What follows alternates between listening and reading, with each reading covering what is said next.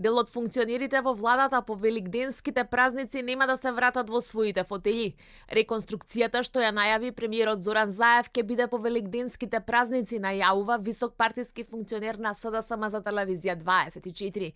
Истиот функционер вели дека се уште немаат дефинитивно пресечено кој ќе лета од Илинденска број 2, иако вели дека за неколку функционери врвот на Бихачка е незадоволен од прикажаните резултати.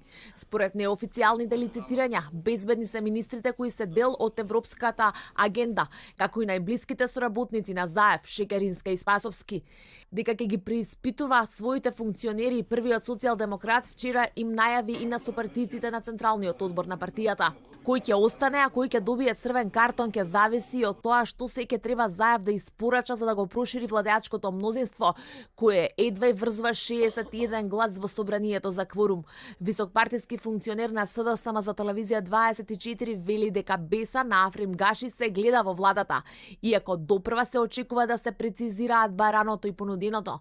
Телевизија 24 веќе објави дека позицијата на Гаши е да добие министерско место кое е со ресор, иако на располагање на Заев се вице-премиерското за реформи, кое села го одби, а празна стои фотилјата на Рами Смерко, иако е неизвестно колку дуи би сакала да го отстапи.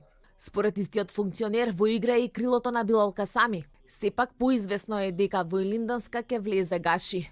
Од парламентарните партии единствено ДПА според истиот функционер не е во игра за седнување на маса на Илинденска, но доколку Тачи ги даде двата гласа во собранието, не се исклучува да добие функција од пониските ешалони. Неизвестна останува судбината на Министерството за правда, откако министерот Билен Салиу, кој според неофицијалните информации беше еден од министрите што ќе беше реконструиран, си поднесе оставка. И од СДСМ и од ДУИ вела дека министерството засега останува кај Ахмети, но вела тоа може и да се менува. Од СДСМ порачуваа дека не се исклучува правда да ја земат социјалдемократите и да ја трампаат за образование. Ова за ДУИ е неприфатливо, бидејќи велат правда е дел од нивниот колач и треба да има сериозна причина за да ја отстапат.